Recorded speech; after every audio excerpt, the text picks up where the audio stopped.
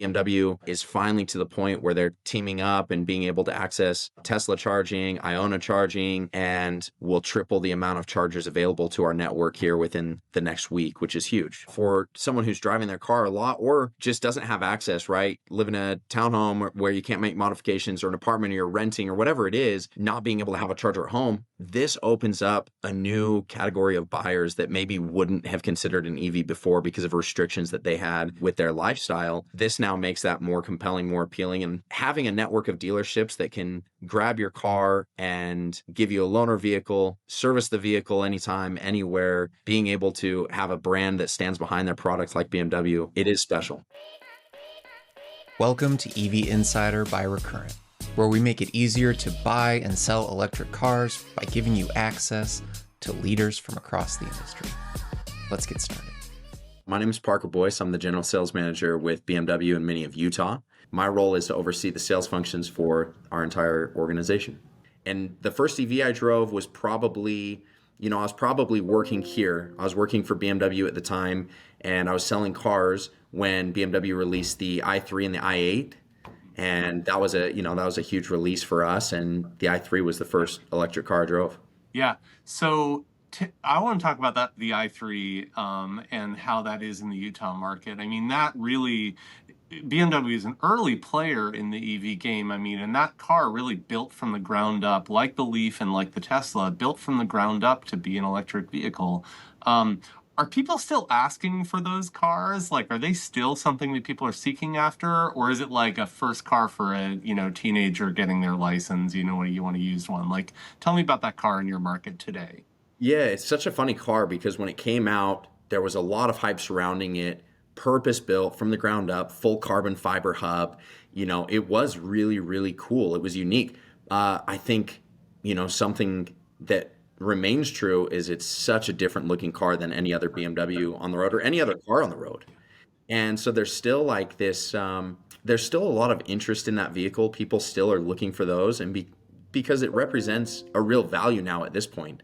It's depreciated and it's aged to the point where it's really accessible, but the batteries have held up so well that it still is a really good car. So we don't see them as much. They've started to age and date themselves a little bit, but they are really they've held up really well. Yeah, yeah. Do you still sometimes see them on trade, like that come in? We still see them come in on trades. For us, the way that we get most of our inventory is like lease returns, and since those haven't been leased in the last 3 years, we see a lot less of them. So they are a lot more in the private market, a lot more on the trade market, and we see them occasionally. It's rare, but when we get them, that's a really popular car. And is it really, even without the range extender, even in Utah? Even without the range extender, even here in Utah, people are able to form a case for driving a car with 80 miles of range, right? Yeah. I mean, the early Leafs are the same way. You still do see them on the roads, and it's like the number of use cases that you can get, still at this point, like it's small. It's not a lot anymore, Yeah, so and it's not, for a lot of people, it isn't necessarily a primary car either, right? It's a third car, something like that. Here in Utah, public education or public transportation isn't huge. So everybody has a car. A lot of people, especially if they're buying an i3, they already have one or two cars in the house, and this is an additional vehicle to get around town in. Mini, though, Mini had, just until recently, had the two-door SE, which was full electric, and that wasn't much more than 100 miles of range, and that car did really well here. Yeah. But it sounds like for the most part in your market, it's a second car or it's a third car is the EV at this point. Is that fair? Most people that have an i3 have another car in the household, whether that's a spouse or significant other or something like that. It's not the primary sole vehicle. Okay, now fast forward to BMW's current stuff. So the i4, the iX, is that still the case with those cars, or is that more like like that's my only car type situation? Yeah, once BMW came out with something that had over 200 miles or over 300 miles of range, then those became much more possibility for a primary vehicle. The biggest hang up still is people want to know, can I make it to St. George without having to stop at a charger? And with the iX, you can. The i4, that would be pushing it, but with the iX you can. And so those cars are much more mainstream and can be a sole vehicle for people here in Utah. Okay, wait, I gotta ask, like, I vaguely know the Utah geography. St. George is extreme southern Utah, right? Like, why is Yeah. asking about, like, can I make it there? Why is that the thing? I think that's the most popular destination for people to drive to. Okay. Anything beyond that, once we start getting into Las Vegas or California, more people are going to be looking at flying at that point. Okay. But Salt Lake to St. George is like that's the snowbird destination to escape the winter is getting to St. George. Okay. A lot of Got it. second homes, a And lot of I imagine there are like big public fast chargers there, like so you're sort of like maybe you might be on your way to Vegas, but like that's where you're gonna stop. yeah, that's kind of where you hit civilization again. You have a lot of no man's land in between here and there, I a see. couple of stopovers, maybe, but Yeah. I think that goes with the range of a lot of range anxiety with a lot of electric car Yeah. people who are considering electric.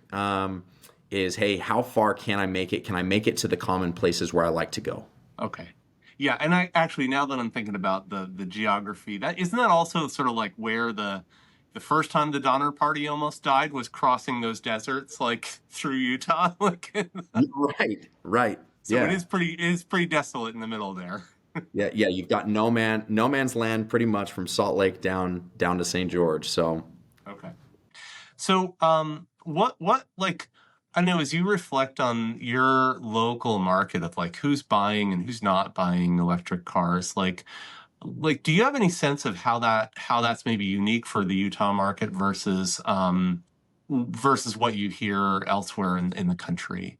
Whether it's like, hey, we're surrounded by deserts or mountains or whatever, or something else about the market. Like what are your reflections on what's going on in the local market there?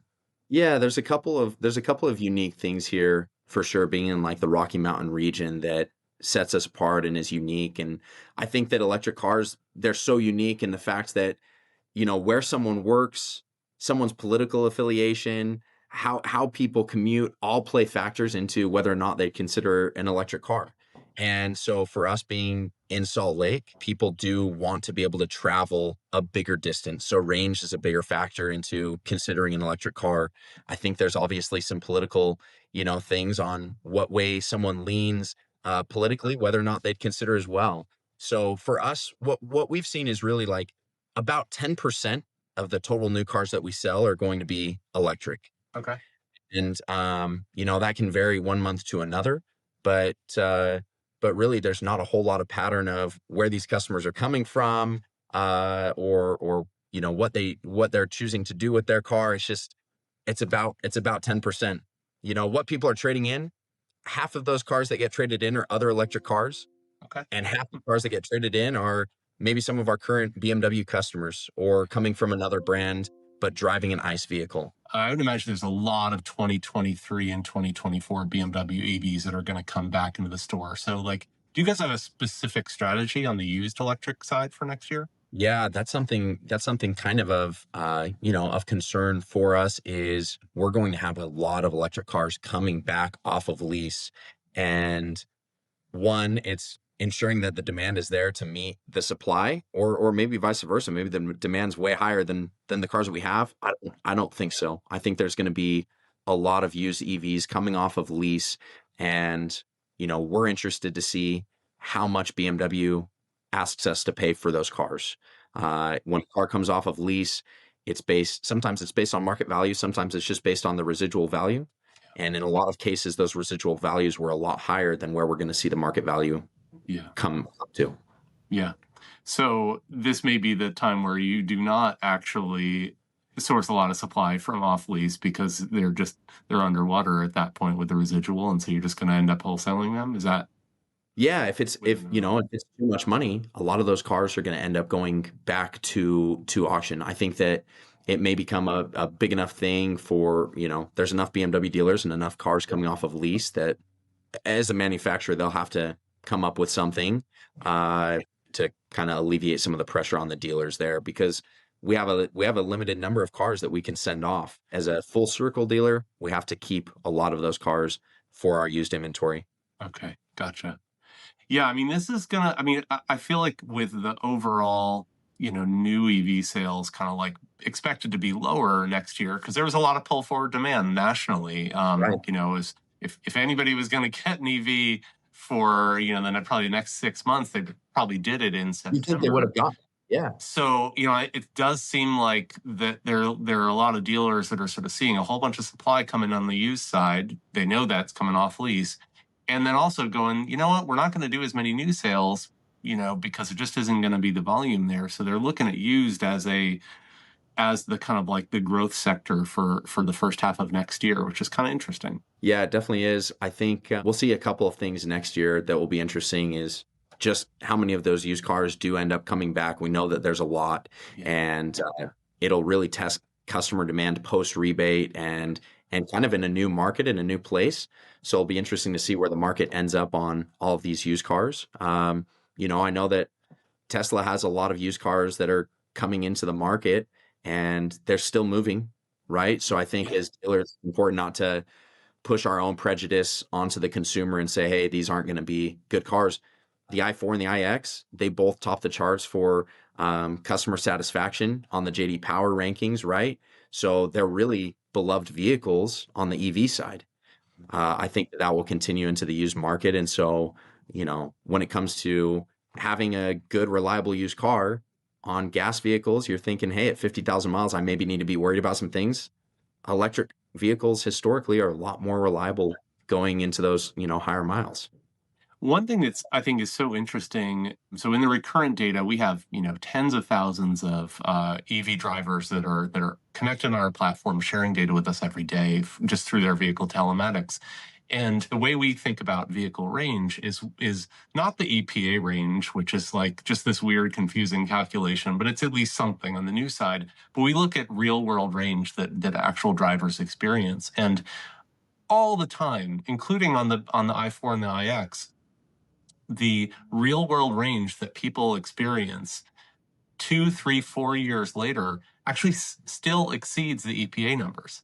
So like, Right. I think it's like just a thing that's not understood and not well communicated by anyone in this market that just, hey, you get better than EPA on an awful lot of these cars. Like 3 years later, people think the battery's is just going to wear out. And the reality is like exactly the opposite. Yeah. One of the cars, EPA misses a lot on electric vehicles specifically because it is such a complex thing to figure out, right? I think people understand when I'm driving a gas car, hey, if I hot rod it, I'm going to get 18 miles per gallon.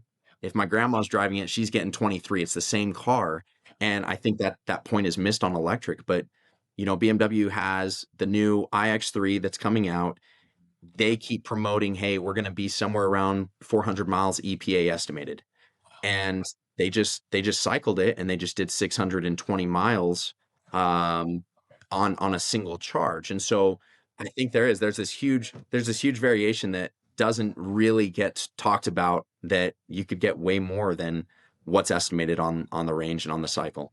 Yeah, and also as the car ages too. I think that's the key insight in our data is like even 3 years later, you can still get more than what's estimated on the EPA number based on the way that we see people actually driving in the real world. So, Yeah, driving or charging the vehicle, right? Like the battery degradation isn't linear, and it isn't the same across all cars. yeah, So yeah. So since we're on charging, I'm curious of like how you talk to people about charging. Like, I don't know, I'm sure you do this conversation 10 times a day. Someone comes in and is like, well, how am I going to charge this thing? Like, where do you start and how do you guide people through that discussion? yeah, I think it's tailored to each customer depending on how they're using the car, how they're driving. Primarily, though, we encourage people to charge at home. Typically, that's going to be the best. The best for the battery and the longevity of the battery is being able to get the vehicle up to 80%, not charging the entire way, right? Charging up to 80% either at work or at home and having daily slower charging events that are happening. And that's usually the best way to alleviate range anxiety. Every time I get in my car, I know that I'm going to have a full charge or close to it. Right. And, that's usually how we talk about it. That being said, BMW is finally to the point where they're teaming up and being able to access Tesla charging, Iona charging, and we'll triple the amount of chargers available to our network here within the next week, which is huge. We'll go from, for a BMW owner, they'll go from 13,000 chargers available to 39,000 Right. available Yeah. wide, which is Yeah. I have a Volkswagen EV, and the same thing just happened 2 weeks ago for Volkswagen. So I mean, that's really been the story of this year. I mean, there's like I think the numbers are there's 17,000 new fast charger ports opened in 2025 all across the country, which is like like 50% growth or something like that. huge. But the bigger story is virtually everyone who has an EV getting access to the Tesla supercharger. So you didn't just go like 50% increase. You got, hundreds of times increase based on like having access to that. So definitely for for someone who's driving their car a lot or just doesn't have access, right? Live in a townhome where you can't make modifications, or an apartment, or you're renting, or whatever it is, not being able to have a charger at home. This opens up a new category of buyers that maybe wouldn't have considered an EV before because of restrictions that they had with their lifestyle. This now makes that more compelling, more appealing. And for a long time, I think people have said, hey, I'm buying a Tesla because the charging network and what's available is so much better and so much, beyond what other brands can offer. That's a huge determining factor. Yeah. So speaking of Tesla, like we have, hundreds of thousands of EV owners in the Recurrent community, and a lot of them drive Tesla. That's like the majority of the cars on the road. So what's your pitch to a Tesla owner on like why they should consider a BMW EV for their next one? That's a really good question. I think that, BMW's been in the EV game for a really long time. And I think a lot of the perception is that they've maybe had one foot in, one foot out. Since the i3, we waited until the iX to have like a full designated from the ground up electric vehicle. And BMW is going to change that here in 2026. They're releasing the all new iX3 from the ground up. It's built to be electric. This is the 6th generation of battery technology for BMW. So they've been a player in the electric field a long time. Their technology is really, really good. And I think the thing that you get with BMW, this is the same reason why I would ask someone to consider a BMW if they were shopping other brands on the ICE side of things. BMW drives different. It feels different. It feels unique. So for an example, they've always done this on the gas side where they've tried to incorporate balance and ergonomics and, luxury feel with sporty dynamics. On the electric side with the iX3, as part of their testing, they would blindfold the passenger, and they would ask them if they could tell when the car was under deceleration for regenerative braking. And the passenger was unable to identify when the car was entering a regenerative braking state. And I think this is like some of the, taking some of those driving dynamics that BMW's always been really well known for and applying those to the electric field in a way that has never been done before. So driving dynamics, overall ownership experience, the network of dealers really is, I know people don't always love dealerships. Tesla's kind of built on anti-dealership methodology, but having a network of dealerships that can grab your car and give you a loaner vehicle, service the vehicle anytime, anywhere, being able to have a brand that stands behind their products like BMW, it is special. The automotive world has been so interesting because there's been something new every year that we've had to come up against and maybe realign our targets with or try to overcome. I think for 2026, we are going to see a huge surge of used EVs, larger than we've ever seen before. And that's going to set up a really great buying opportunity for people who were waiting to buy an electric vehicle. Anyone who didn't buy in 2025, there's going to be a massive market for used EVs, and these are going to be the best EVs that have ever been on the used market. The technology is going to be far more advanced than what we've seen. The range is going to be better, and you're also going to be getting into a vehicle. We talk about depreciation on EVs. That sets up a really great buying opportunity for customers looking to buy an electric vehicle next year. And let's flip around to the other side of that. every single one of those leases that's coming to an end, that's somebody who's been driving an electric car for the last 2 or 3 years. By the data, they are very likely to get into another one. So, what's your strategy about like what car you get them into and in what way? Yeah, that's been a common concern that I've had on my mind for the last several years is if BMW is slowly reducing the number of electric vehicles that they're producing and sending to dealer lots, what are all of these buyers who like electric cars, who want to stay in electric cars, going to do at that point? So I think that there will be, instead of having these huge volatile swings of month to month, of pricing and of leasing and what people are getting into, I think we're going to see a lot of people stay in their vehicle, right? Hey, I had it for 3 years. I really liked it. There's not something that I want to replace it with right now. I'm going to stay in my car until something more compelling comes up. And so the iX3, I've talked about it a couple of times, but that's going to be a really compelling car. That's something that's one of BMW's most important products that they've released in a long time. It's the first car as part of their new class. That's going to be an important car because a lot of the iX customers, the i4 customers, i5, ideally we'll see transitioning into this iX3. So fast forward 3 years now. So now we're in like, let's say we're in 2029. Like based on what you see of your market, like what does it look like? What does the EV market in Utah look like in 2029, even 2030? BMW did a really good job. They set it up where they didn't go full electric. They didn't stay full gas. They had some plug-in hybrid mix. They have full electric mix. And I think that if I'm looking 3 years forward, where things are, is I'm going to say that it's going to be that electric will remain kind of a niche in Utah, that it will represent a minority percentage of the vehicles that are sold. And a lot of that has been shown by consumer demand. We saw Porsche lean really heavily into full electric and kind of get bit by it because the consumer demand fell and pricing was still high and it was hard to produce. Once there's greater parity between electric vehicles and gas vehicles on range and price, I think that's where we start to see a bit of a shift. Yeah. Well, gosh, if there's a 600-mile EV, like what was the one that you were talking about, the range testing on that was it the Yeah, iX3? yeah, Three iX3, 600 miles. Yeah, iX3s. that's more than parity right there. So Yeah. yeah, Yeah, and price wise, I think that one comes in, that one BMW's targeting around $60,000. So we're getting that's there, it. right?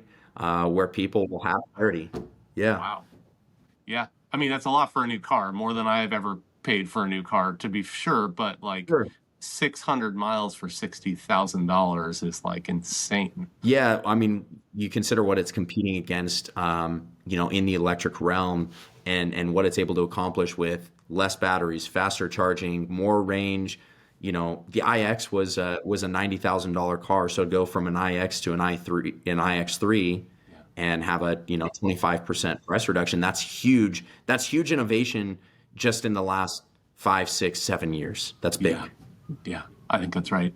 And, and I'm glad you brought that up the way you phrased it. Is like, it's not just about the range as the innovation. It's the price point, like how many batteries do you need to pack into a car to get the same mileage?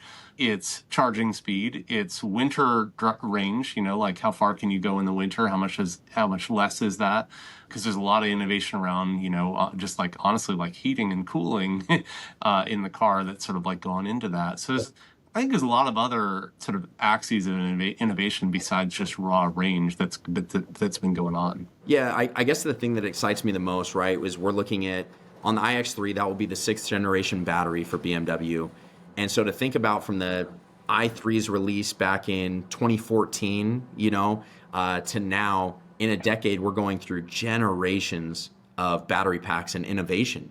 And so that does excite me about electric is that, ICE motors have gotten really, really efficient and they've gotten really good. They're really powerful. BMW has never been more reliable on their cars, but how quickly we've been able to advance electric technology is unbelievable. So to say in 3 years, 5 years, 10 years down the line where we're going to be with it, I think that the sky's the limit. Yeah, for sure. Awesome. Thank you, Parker, for spending the time, for joining the show, and hope to check in with you a year from now and see how 2026 actually went. Yeah, we'll see if any of those predictions are right, but it's automotive, so I guess we'll wait and see. Totally. All right. Thanks for joining this episode of EV Insider. Be sure to like, comment, and subscribe, and we will see you next time.